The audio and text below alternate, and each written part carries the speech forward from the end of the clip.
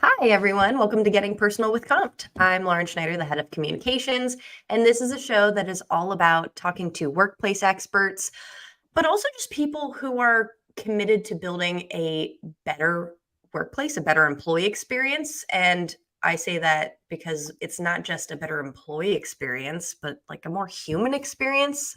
I think we often forget that the people who work at these companies are people. So I am very excited to have Grace Erickson with me today. She's the marketing lead at Cocoon. I'm going to tell a little bit of a backstory, but first, I want Grace to introduce herself. Yeah, so hey everyone out there. Great to chat with you this morning, Lauren. As Lauren mentioned, I'm the marketing lead at Cocoon. We are a leave management software that makes taking and managing leave incredibly easy for both employers and the employees that they support. Um, our mission is to empower every working person to take care of the important things of life in life when it matters most. And so this conversation about having a more human workplace, building more empathy is something that is so deeply important to us as a company and really essential to our mission. I love that. So we at Compt actually came across Cocoon when we were at Transform in March this year. Love So it. as we were walking around admiring all of the giant, beautiful booths, we saw Cocoon and like the very cool display that you had up where people were sticking just like little shapes on the wall of different types of leave that they had so that you were collecting data in real time. And we walked away from that conference like, we need to rename what we're doing to compassionate leave. So, Ah, first of all, tell me a oh, it little bit makes me so about happy. what that means. Like, what is compassionate leave? Because we fully are embracing it now, but the world out there might be, I don't know, it might be still new, like a new topic to them. Yeah, so I think most working people, I would say hopefully all HR people, are very familiar with employee leave and, in particular, parental, medical, caregiver leaves, the leaves that are most governed by both national and state laws, right? Even if you don't offer paid leave, most employers still have some sort of obligation around these types of leave and have for 30 years. Um, but in the last few years, we've been seeing more and more companies offer additional types of leave beyond these sort of standard legally covered leave. So it started with offering 100% paid leave from some of the most progressive employers now Mhm. several years ago, knowing that even state programs that offer pay are generally not 100% paid. So it started with employers offering paid leave for parental, medical, and caregiver, and then extending that and observing different reasons why their employees needed leave, starting to offer more generous bereavement leave, things like that. Compassionate leave really came around at Cocoon um, about a year and a half ago. Um, it was the day that the news leaked of Roe v. Wade being overturned. We were seeing lots of our own customers and partners reaching out to us and saying, what can we do? We're looking for any support we can get and figure out. And then we are seeing lots of companies posting, new policies, trying to come up with anything they could, offering travel stipends, things like that. Um, and I can say I personally was feeling very sort of distressed and helpless in that time. And then I was like, hang on, I work in HR. Those are the people that influence the lives of employees really, really deeply. And I sort of had the realization, along with our co founders, that Cocoon was in a unique position to really make a difference in people's lives through what we put out into the world and the network that we have and the wonderful, very progressive partners that we work with. And so it started there, but there were two main things that we were talking about as we were thinking, like, how do we really make a difference? We don't want to just put something out there for the sake of it because it's in the Yeah. ether and there's a conversation going on that is antithetical to us as a company, and frankly, me personally, we would never do something like this like for the sake of publicity sort of Mhm. thing that gives me a lot of ick. It's people's lives. Um, and so we were talking with our wonderful legal counsel about sort of the challenges we were seeing with the policies employers were putting in place, and how do we make a policy that supports employees that is also not at risk of being challenged legally. Most Right. employers cannot afford to go up against, the state of Texas, for instance. They're not looking to Yes. get into that fight. Um, and so, one, we were looking for what is really legally sound. And then Mm. two, it got us on a path of discussing there are lots of things besides seeking an abortion um, that employees might go through, because employees are people.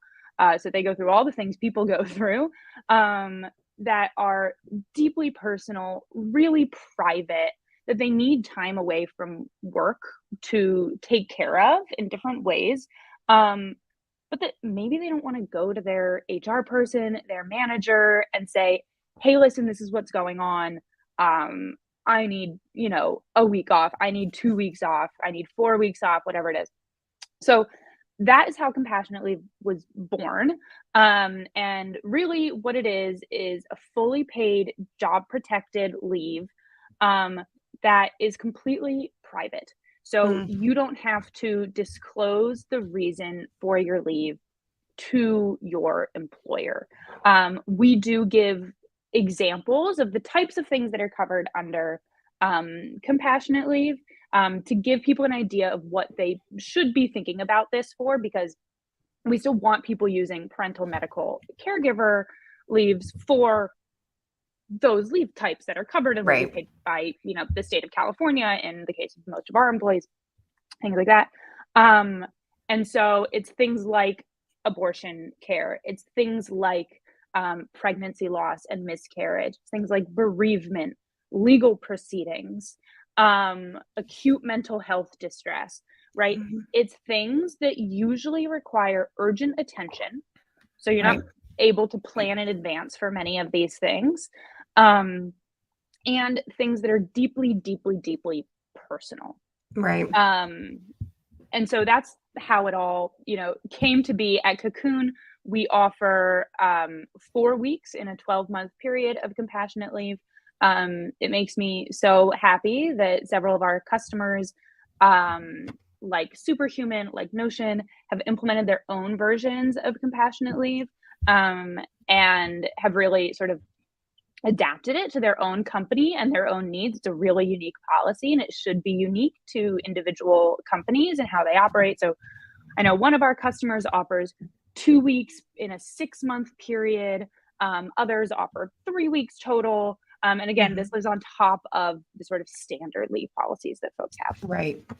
That's really interesting. It makes me think of in our company Slack channel yesterday, one of our employees shared a headline that was about menopause benefits. And it makes me Yes. think that because my part of the conversation was like, okay, I don't want to like go around telling my employer at any stage of my life, like, hey, I have like a really bad period, or now I'm going through perimenopause, or now I'm going through menopause. Like, I need some time. I feel like Yeah. compassionate leave would help cover that and without having to disclose like the deeply personal things that your female or workforce with a uterus is going through. Yes. Exactly. Exactly. I also recently, I wonder if we saw the same headline. Or I think I was listening to an episode, maybe the Daily, knowing me, that it was probably the Mhm. Daily, um, about like menopause at work. And I had the exact same thought. I was like, what a perfect use case for compassionate leave. So, because you mentioned some very interesting use cases that definitely resonate with also what I'm hearing in the like HR sphere, tell me about like the key components of an effective policy. Like if if you were going to put together something, is this something that you really need like an expert like Cocoon to help with? Like maybe you don't have the budget because we know that's an issue right now for a lot of people, but you still want Yeah. to like do something for your team. Like how do you practice that empathy? Yeah. I mean, I think with any type of leave policy, so whether it's those more typical ones we were talking about or compassionate leave, the first thing to do is something, right? The first thing to do is something, because now you've gotten the momentum going, and then you can get it to the place where, it's really legally sound. It matches up with all the right, like, employment law criteria, where eventually you can have your counsel review it. But the place to start is with something. So we usually see people, the very beginnings of a leave policy is, a single sentence: 14 weeks parental leave, fully Mm. paid. Not even a sentence, a couple bullet points, right? Is the starting point. And listen, our legal counsel is going to come for me if they hear me telling you that that is a great leave policy. It's not. Right? That's Right. not everything you need to have in your leave policy, but it's something. There's something there for employees, because what you don't want is, as a young company especially, and an early HR team, you don't want an employee coming to you and saying, "Hey, I'm 5 months pregnant. I'm due in October or whatever. What's our parental leave policy?" And now you, as the people person, HR person, you are on your back foot, Hmm. and it's sort of like an oh no moment of what am I going to do for this employee? I hadn't thought of it. Right. So the place to start is with something, so that when inevitably an employee comes to you, there's no HR without leave. It just doesn't happen. Right. Um, so when inevitably an employee comes to you, you have something and then can build from there. Um, you certainly don't need an expert to get a policy in place. Cocoon, actually, we provide, to anyone who wants them, parental leave, compassionate leave, caregiver leave, policy templates, Cool.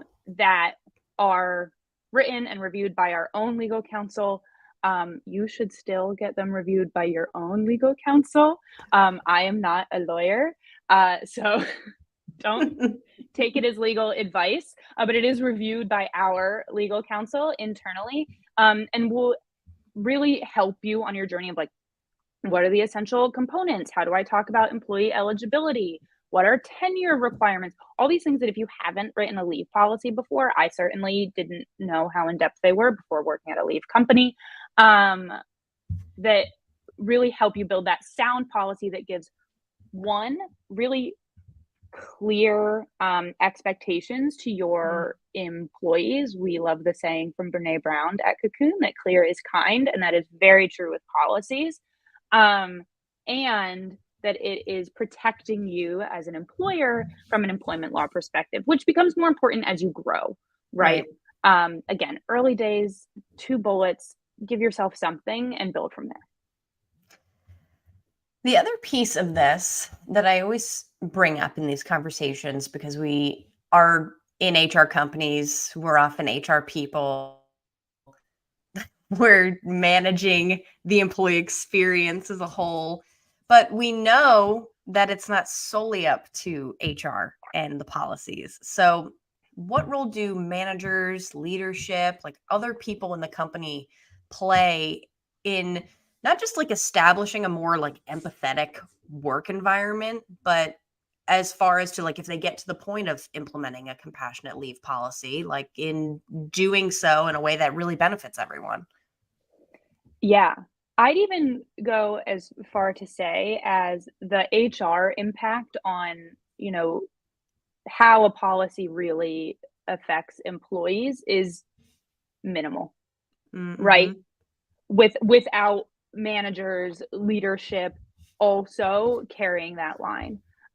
Because an HR team can write the best policy you've ever seen. It can be perfect. in every way, most generous, the most, legally sound, the most progressive, whatever, the most everything. It can be perfect.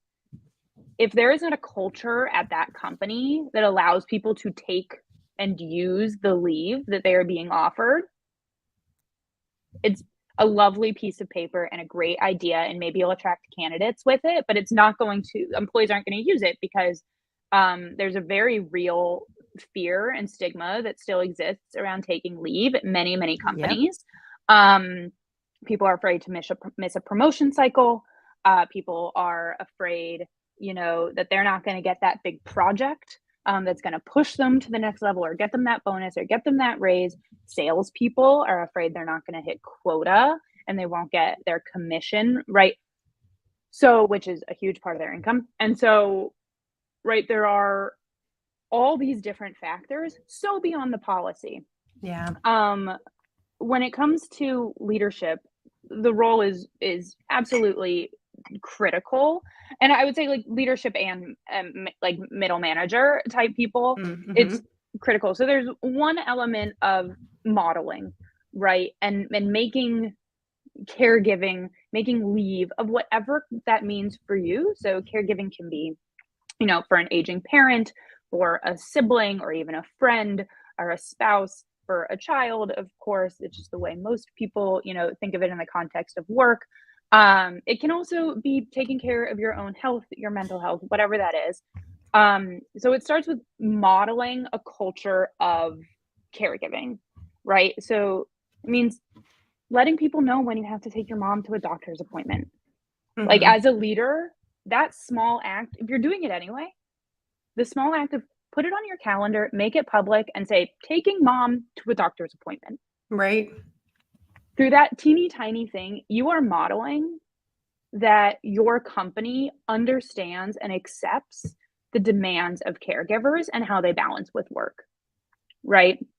And then you take this steps and steps further. If people are afraid they're going to miss a promotion cycle, this shouldn't be the only reason you promote people, but don't only promote people because they're on leave. That would also be weird. But yeah, think about your top performers and put in a structure in place. This is actually something an HR team can do with managers. Put in a structure place for what your promotion cycle is, what the criteria are, and make sure you're evaluating people that are on and going on and have been on leave, and figure out structures for how you account for that in their performance reviews or whatever it is. Because taking leave doesn't change your tenure at a company, right? Taking leave doesn't mean you are not a stellar employee who deserves, that next title, that next raise, whatever it is. So we need to bake in these sort of procedures that guard us against the unconscious bias that exists when, I haven't seen that person for 3 months. I don't know what they're up to, right? Yeah. Document it. Have a process. How do you review it so that a person on leave can feasibly be promoted if that's when your promotion cycle is? And then the last piece is actually 2 more pieces. Oh boy, there's so many. So, but this is good. I want to get through this. Second to last piece is managers taking leave.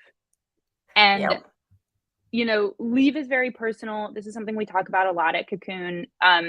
If you have a 20-week policy, it doesn't mean 20 weeks is the right thing for you personally to take after your child's born or for caregiving, whatever it is. That's okay.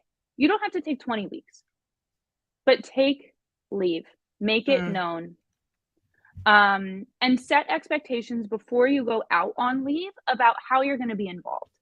If you say, hey, I'm going out on leave, but I'm our CFO, and it's important to me that I'm aware of X, Y, and Z, and I, have this weekly check-in with this person, and I keep a pulse on that. If that's that person's choice for leave, fantastic, right? If that's going to make them have a more successful leave or make them feel like they can take leave, great. But that CFO should still be taking it and modeling it, but setting the expectations up front that this is what it's going to look like when I take leave. Right. This isn't my expectation for you when you take leave, but this is what it's going to look like when I take leave, versus, sometimes we see people like sneaking in and then employees notice. So just tell people up front. Yeah. And then the final piece is consciously, as a manager, when you have a team member going out on leave, consciously planning for that leave with them, Mm, right? Throughout the lead up to that leave, which is, again, atypical with compassionate leave, but not with other types of leave for the most part. In the lead up to that leave, sit down together, say, how do you want to be involved? What does returning to work look like for you? Do you want me to tell you when there are changes on the team while you're out? Right? How are we going to hand off all your work? And if a manager right. can be really, really supportive in that sort of going out on leave period and then the return to work period, and have a structure in place, again, a structure, have a Hmm. structure in place there where they're caring for the employee, showing that it's okay and we're going to figure out how to do this together. Um, Other members of the team are going to see that, right? People like, there are no sort of like, oh, I have no idea what that person's doing for their leave over there. That's not how employees Right. work. People are going to see that and understand that, oh, this manager is really supportive of people going on leave. That makes me feel like I can do it if I need leave. Yeah. These are all such interesting points that like as you're talking, I'm going through like my previous work experiences versus what I'm experiencing now and the little things of like I even just told you before we started doing this, I'm like, right after this, I'm going to urgent care because my throat looks crazy. And like I had no problem also just dropping that in the work chat. Like, hey, in between meetings today, like I am just gonna I just need some time. Whereas in Yeah. like my previous roles, like we would all like PTO hoard because you didn't know when you were gonna be sick and you didn't know if you needed that time. And then like Hmm. you'd run into situations where like someone that worked so hard would just like need that few hours off to like go take their kid to the doctor, but they were out of PTO. And they were like, Oh, and HR was like, well, you could like share yours if you wanted to. So it created like this really weird culture of like, oh well, I my want to God. help this person out.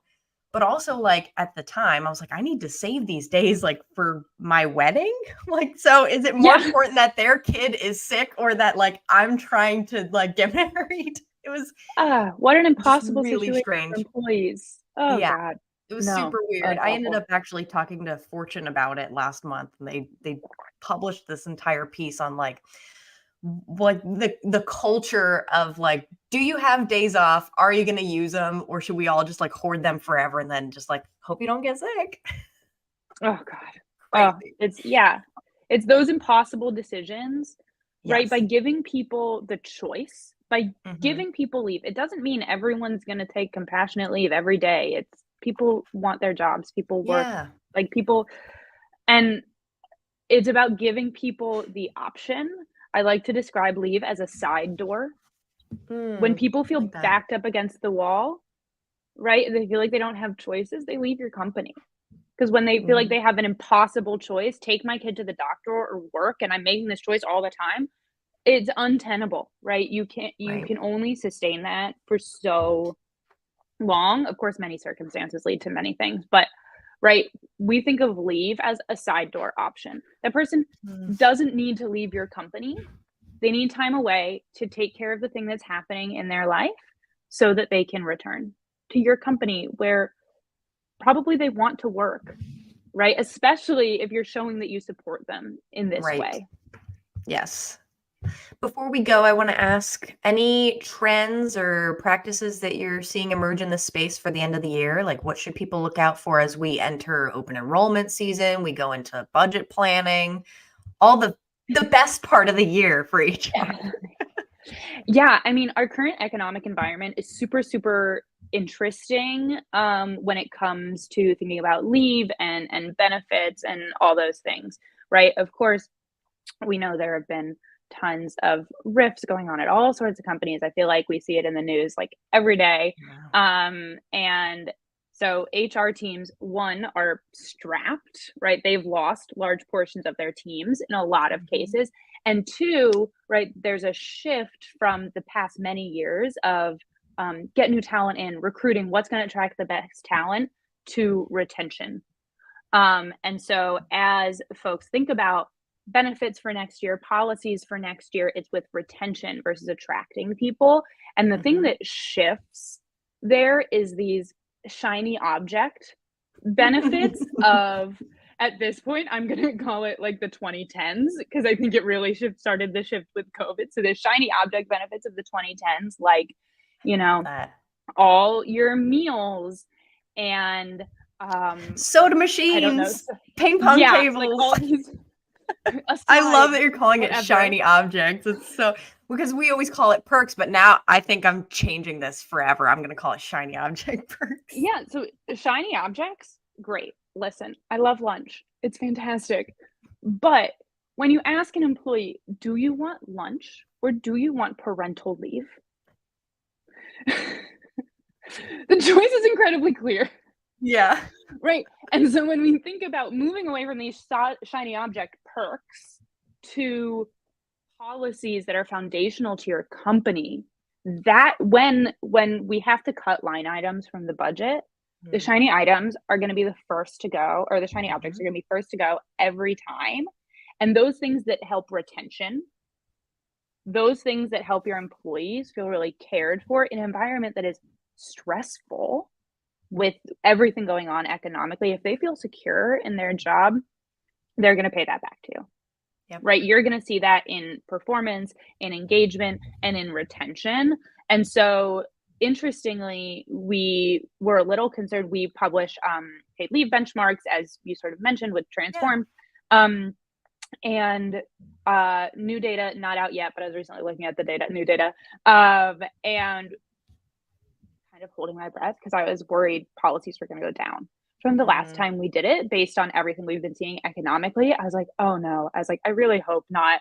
I don't want to have to like give that message to the world. It makes me feel really bad. Right. It is not going down in a meaningful way, at least from what we're seeing in our data, which really validates this idea that like the retention benefits, the retention policies, engagement policies are so much more important today than the attracting ones. Chills. Everything that you're saying is stuff that we talk about all the time. And it's just like, it so resonates with me as someone who's now in the HR space, as an employee. Like, I'm just so glad that we're all, I hope, moving in like the right direction. It feels like we are in our little bubble, but we'll see. Yes, in our little bubble. Yeah, still only 25% of employers offer paid leave. Or sorry, 25% of employees in the US have access to 100% paid leave. So a very, very, very long way to go. Oh my gosh. Well, speaking of long way to go, Grace, where can people find more information about you, about Cocoon, if they're interested in learning more about our conversation today, maybe implementing some of these things? Totally. So you can find me on LinkedIn. I'm Grace Erickson. But you can find Cocoon at meetcocoon.com. And many of the resources I mentioned, benchmarks, compassionate leave, parental leave, caregiver, all those things live on our blog. So you can go find us at meetcocoon.com/blog. And we also, for managing the crazy leave laws and navigating all of that, we actually just published an incredible resource, an interactive map, also lives on our website. You can find it on our LinkedIn too, of all the state leave laws in the country. So you no longer have to Google what your employee might be eligible for in Washington State. Amazing. All right. Well, marketer to marketer, I'm going to start stealing some of the stuff you're doing. Oh, Grace, thank you for your time today. Thanks everyone for tuning in. We'll be back in, a couple weeks talking to another wonderful workplace expert. If you would like to be a guest on the show, send me an email, lauren@comp.io. Thanks everyone. Bye.